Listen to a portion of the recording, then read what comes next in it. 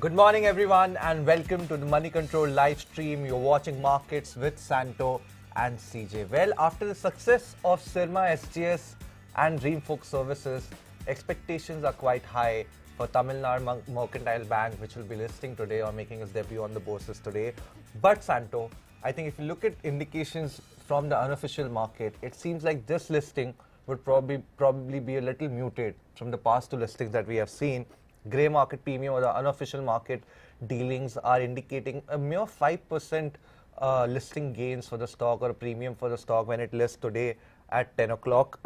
Overall, analyst community were largely quite positive about the stock, Santo. I mean, if you look at some of the reports that came out prior to the IPO, most of them were recommending investors to subscribe to the stock. But I think there are a few chinks in the armor or probably concerns.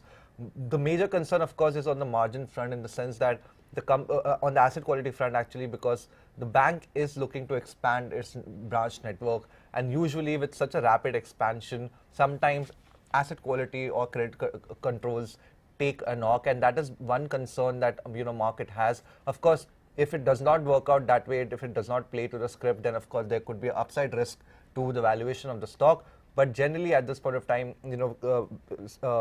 brokerage firms such as Ventura Securities pointed it out that the expansion in branch network could create issues on the asset quality front. Apart from that, of course, the biggest short-term hangover on the stock would be the further equity stake dilution that the promoter might have to take, because we know according to banking regulation you have to bring it down to a certain level, and this is just one step in that direction. Going ahead, there would be further dilution from the promoter of the bank, and therefore that will remain an overhang on the stock and probably limit the upside at least in the next 1 to 2 years. Santo. Well, CJ, if you look at technical factors alone, there are quite a few of them at play right now. In all probability, maybe the stock might get off to a muted start. Yeah. So you have the grey market premium, which right now everyone is taking as the indicator, which doesn't seem to show a lot of excitement. Besides that, the stock, the which is surprising given the excitement around banking names in general. Exactly. So also, if you look at it, the subscription, it was not subscribed in a huge way. What, about 3 times roughly? Yes. So that's also not a very big numbers. But that about, now let's look at the fundamental side of it. Net interest margins. Now, I am a little skeptical with IPO bound companies because there's a dramatic improvement in the numbers in just the last. In 2 years, everything seems to be suddenly turning hunky dory. Right. But that said, still, if you look at the numbers here, even over a longer term period, they've seen some consistent improvement. So, for instance, net interest margin at 4.1%. from about 3.6%, 3.64% 2 years back, that's an improvement. The bank has managed to bring down its cost to income ratio from about 46% to 42%. Gross NPAs and net NPAs both have seen a decline actually. Gross NPAs have come down from 3.69 to about 1.8 something, and net NPAs have come down from 1.8 to 0.95. Compounded growth rate in net profits over the last couple of years, that's grown by 42%. Right. So now last 2 years, but if you look at last 5 years also, that's grown about 4-fold. So that's quite a huge jump. 800 crores of profit for FY22 is a fairly large number. And lastly, book value. The stock is right now quoting about 1.5 times the book value, which seems decent given all these other numbers. But it is actually more expensive than some of the book values that analysts have been attaching to the stock. Most of them have been valuing the stock somewhere around 1.3 to 1.4 times price to book, based on 1 year forward price to book, of course. But yeah, I mean, I think that is where the concern is, that in the worst case scenario, if the asset quality does deteriorate going ahead, then you could see that book value probably slip as low as 0.8 times. So, but if you look again, CJ, if you look at the present, for FY22, the net, both NPAs and GNPAs, they are fairly within the range that you would expect for any decent private sector bank. So the stock is not outrageously expensive, I would say. It is fairly valued. But market reaction is it's a bit surprising given that right now banks. Do you think in the longer term, probably maybe if you take out the short term, dynamics, of course, around listing gains and all that, do you think long term the growth trajectory still remains quite strong? Because I would say that when now all the big banking names have been bought into, if the sentiment for the sector remains good, investors will start going down the chain and looking at other stocks which are still undervalued in comparison to the top tier names. At that point in time, maybe I think investors will look at one factor, of course, that works out in favor of Tamil Nadu is the fact that regionally focused banks have tend to do quite decently, especially as far as the deposit franchise is concerned. Definitely. They tend to have a very strong connect with the market that they are part of. I mean, you can take examples of Federal Bank, for example, Karnataka Bank, Karnataka City Union Bank. Exactly. So a lot of these, region-focused banks tend to have a very strong deposit franchise, and going ahead, that can be a very strong point in the sense that if you're looking to grow your loan book, you need to have a very strong deposit franchise, because you need that fund to keep on coming in so that you can then continue to lend onwards, and therefore grow your net interest income. So from that perspective, probably in the long term, given that we are in a credit cycle, it seems like we are in a new credit cycle in the economy, then probably investors could take a long term view. But in the short term, at this point of time, from my point of view, it seems like those who probably subscribe to the IPO in terms of listing gains might be left a little disappointed today. Well, I would disagree with you on that one, CJ, probably, and that may provide then an opportunity for others who are willing to play it out for the Absolutely, absolutely. That said, let's now quickly move on to how the trade setup is for this morning, and it looks like a decent setup. If you look at the SGX Nifty 50, it's indicating 25 to almost 50 points up move on the Nifty this morning, which would be a decent start, given that yesterday we made a very, very smart recovery from the days of the lows of the day. Apart from that, the cues from Wall Street are also quite strong. There was a decent rebound in US indices, probably a little bit of bargain buying after the sort of sell-off that we saw on Tuesday. But the only concern would be that FIIs were net sellers, Santo, yesterday, and the dollar index also actually did almost hit the 110 handle, but then ended a little off highs, but overall strengthening in the US dollar again. Well, CJ, after yesterday's recovery, when you look at the carnage in global markets and the way India performed, very clearly that's a kind of validation that we are on a much stronger footing. So I wouldn't be too bothered by the odd day of FI selling, because let's not forget that market finished in the negative territory yesterday. If let's say the market had closed higher and you'd still seen FI selling, then probably you could have said that that's a bit of a worrying sign. Now there are concerns, no doubt. One of them, the key one, if you will see, is the rising interest rates. Interest rates are rising. At some point in time, that will begin to pinch both consumption as well as corporate earnings.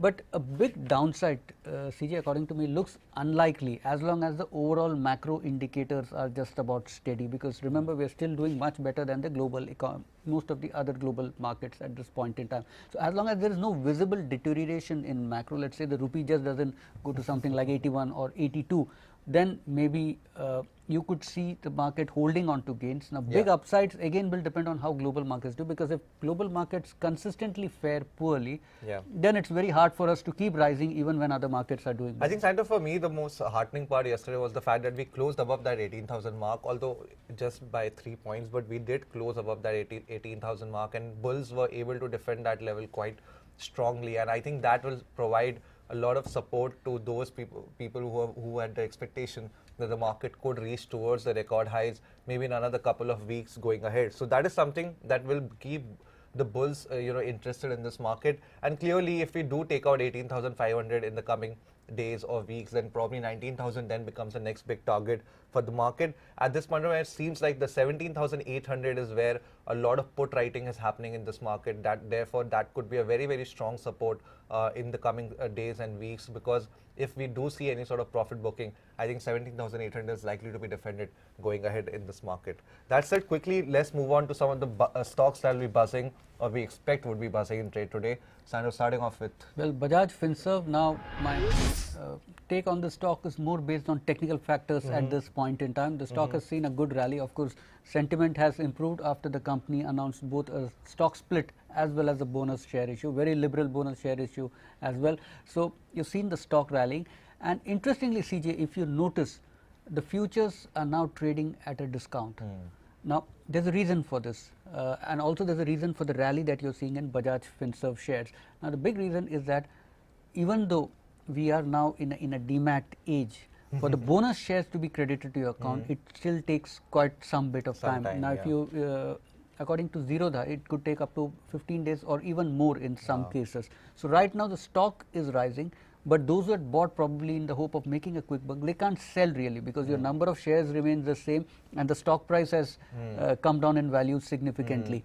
But if you look again at the way in which Escorts shares did, for a long time the shares were, the futures were trading at a discount to the and towards the end of the spot settlement, price. and then you saw the cash price also Yes, coming follow off through, very yeah. sharply. Yeah. It's very strange, CJ, that why it should take 15 days for bonus shares to be credited to Maybe your that is demat something account. that is for the regulators to think Yeah, there are about no that. clear rules. See, there are Exactly. rules for when dividend should be credited and all. Yeah. I checked with the stock exchanges. So BSE says that it's only within their limit to give an approval whenever the company wants to come out with a stock split or a bonus share issue. After that, it is between the company and the demat account depository as to when the shares should be credited. There are no rules, clearly laid down rules, and in the meantime, I think this plays much to the advantage of those investors who can play the futures market as well, and puts the other investors sort of at a disadvantage. Exactly, and I think that probably one of those loopholes in the market that probably needs a little bit of plugging going ahead. Well, Santo, I think if you look at it from a technical perspective, the way you put it, clearly there is scope for a bit of a downside on the stock. But if you look at it from a fundamental perspective, clearly Bajaj Finserv is among the best financial plays out there in the market, along with its subsidiary Bajaj Finance. Now, the stock will, in my opinion, will probably continue to remain quite strong, given the fact that Bajaj Finance itself is doing quite well at this point of time. Overall, if you look at Bajaj Finserv, particularly the general insurance business is something that is expected to rebound in the coming quarters. General insurance had taken a dip over the past 3 to 4 years, largely because they are big players in the auto insurance market, and with the recovery that is expected, the so-called recovery that is expected in the auto sector, people are expecting the auto insurance side of the business for general insurance to actually improve going ahead. The life insurance business is ticking along. You will expect that with rising penetration, the growth there could also be quite strong. And overall, of course, Bajaj Finance is doing quite well. So all segments of the company are at this point of time, going gung-ho, and I think that is something that will provide a lot of optimism to long-term investors as far as the stock is concerned. And also with respect to PE multiples, Santo, yes, this is one of the most expensive financial stocks out there, but I think those multiples are justified because of the ongoing digital transformation that the company itself is taking. I think Bajaj Finserv is now looking at itself as a fintech company instead of just another financial services company. I think because of that lever of growth, market is willing to pay that premium to buy the stock. Well, it looks certainly at this point in time. Well, Santo, the next stock on my radar today is Tata Motors, and this is largely a technical pick because recently the stock has actually, it seems like it has formed a bottom around the 440 odd level, and the rebound since then, or the pullback since then, has been very, very strong, backed by a decent amount of volumes.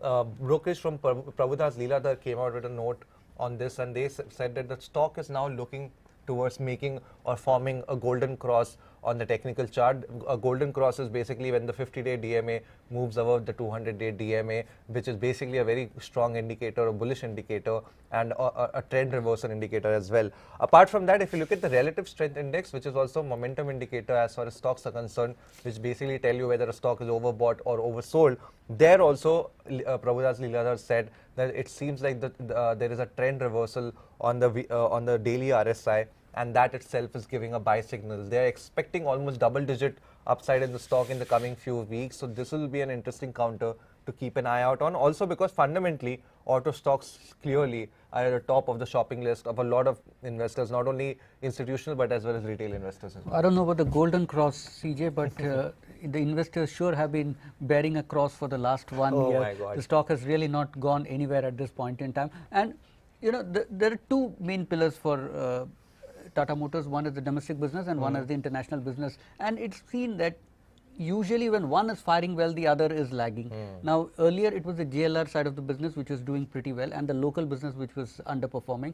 Now you have some kind of a reverse case there where the outlook for JLR is not all that positive. Remember, you're seeing already weakness in US, Europe and China, which are the big markets for JLR. So that being the case, how much can the domestic market pull on? And that is something the market doesn't seem to be very convinced about, and which is why you're seeing in the steady performance of the stock. That said, let's have a quick look at the market. Nifty has opened about 50 points higher, 1700 stocks up on the NSE, 235 down at this point. Well, Santo, mid caps are also doing quite well at this point of time, outperforming the Nifty Nifty Mid Cap 100 is up about 0.5%. If we can have the Nifty Small Cap 100 as well, again outperforming higher by about 0.8%. And if you look at some of the stocks, Bajaj Finserv higher by about 1%, Adani Ports is higher by 1%. Citigroup came out with a buy call on the stock, suggesting that their organic and inorganic growth targets at this point of time are making them very, very bullish on the prospect.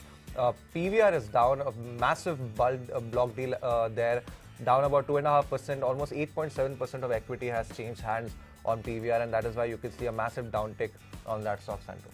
Well, with that, let's move on to stocks. Trent is the next one on my watch list. The stock has been doing well ever since its first quarter number came in well ahead of market expectations, yes. And you're seeing the outperformance continuing still. Now, quite a few factors going in favor of the stock at this point in time, and the management strategy and new initiatives and also the categories that they've been adding that seem to be working well, at least for the time being. Now, the management taken a conscious strategy, 100% own branded offerings, and they have preferred the direct to reach out to the customer directly. They are not giving any kind of discounting, and they've kept advertising also to a minimum. Yeah. And that seems to have worked out Word well. of mouth. Yes, that's working well so far, and you've already seen that in the Q1 revenues, which are now almost 2.2 times the pre-COVID revenues that they had seen.